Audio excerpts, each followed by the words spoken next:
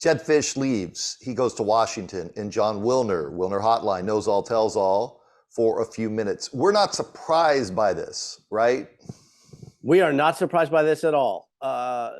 It's Washington, but it could have been someplace else. Fisch was never a lifer at Arizona. He was never coming back for next season until he had signed that contract extension, which didn't get signed. He was smart. His agent was smart. They waited to see what the marketplace had available. And you never know, right? I mean, a month ago, Fisch was talking about how much his family loves Tucson. And then the next thing you know, Nick Saban is retired. So Alabama's got an opening and they hire Kalen DeBoer from Washington. Washington's got an opening and they poach Jedd Fisch.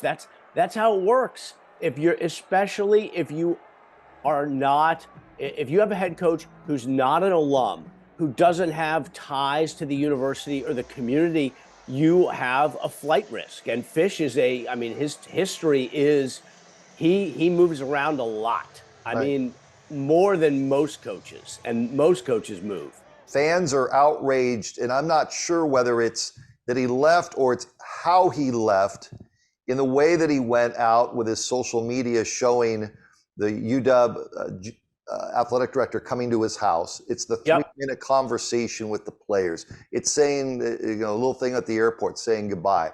Again, is this a football program that's never experienced this, which is a fact, one? Yep. Two, did Fisch just not handle this right, or there is no way to handle a departure, correct? No way to handle a departure. Arizona fans are stung, and I totally get it, but that's what happens. They just haven't experienced this. Washington fans, 3 days ago, stunned. The Washington players found out about Kalen DeBoer leaving for Alabama on ESPN. This is what happens. It's just Arizona fans haven't experienced it, right? I don't blame Fisch at all for the way he handled it, because there's no good way to do it. Mm-hmm. And again, it gets back to the fact he doesn't have any blood ties to the university or the community, right? He's not an alum. This is the risk you take when you hire somebody that doesn't have deep connections. It's not necessarily,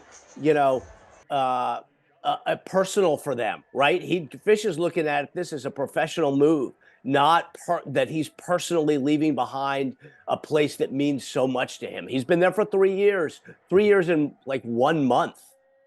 John Wilner with us for a couple of minutes. Wilner Hotline, none better across the country and covering the Pac-12 and college football than Johnny. Joins us every week. His content is on sports360az.com. I want to turn the conversation, before I let you go, into the money that is being paid to coaches, along with you have the collectives asking for money to try to pay players. Somewhere, John, along the way, Jedd Fisch is going to get almost $8 million. If he would have been paid, I don't know, $5 million a year, 3 of it goes into the collective. We're not asking boosters and alums. Have we completely gone off the rails on this side of the story, or am I missing the point?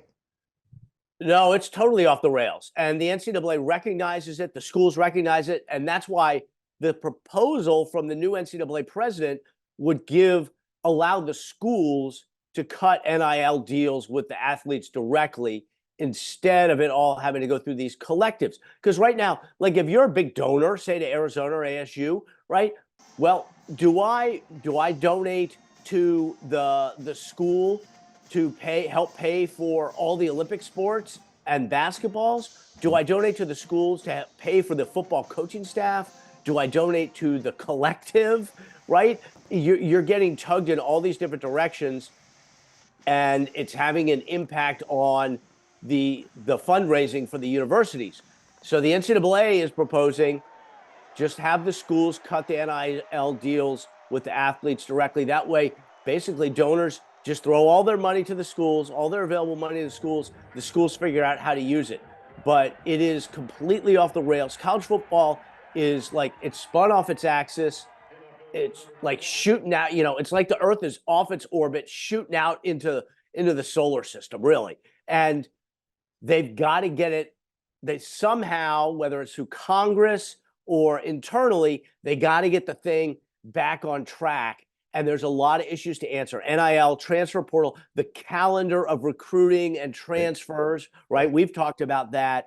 And it's all going to, if they don't stop it, it's just going to get worse because there's more pressure for money, more pressure to win, more pressure to fund your Olympic sports. It's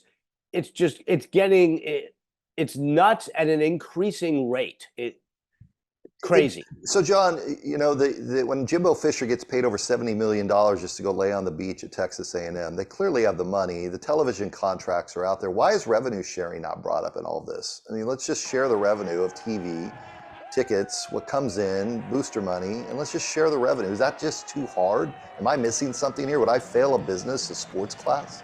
No, you wouldn't. That's what makes perfect sense. And courtesy of a former Arizona State swimmer named Grant House, there is a lawsuit against the NCAA, a class action lawsuit, that is looking for just that, to not only get more NIL money for former athletes, but to take 10% of the TV contracts and funnel that to the players. So let's say in the Big Ten, which has got a $1 billion a year media contract, $100 million a year would be funneled directly to the athletes in football and basketball, basically, and then a little bit to others. That is probably going to happen. And if it doesn't happen through the lawsuit filed by Grant House, it's going to happen in other ways. National Labor Relations Board has filed a complaint against USC and the NCAA that they want to declare the athletes employees, allow them to collectively bargain. Right. You have all these legal forces basically chopping at the foundation of amateurism in the NCAA. It is only a matter of time before the whole economic model changes, before there's revenue sharing with the players, before Olympic sports basically get cast adrift. Because if you're a school and you've all of a sudden got to pay 10% directly to your players, you got that money's got to come from somewhere, right? And you're going to favor football over everything else. And so that's why a lot of people are worried about the Olympic model in college athletics, because, there's going to be less money available for those sports. Love going deep in the weeds with you on this stuff, and appreciate your time as always. Have a great week. Thanks. Thanks a lot, Brad.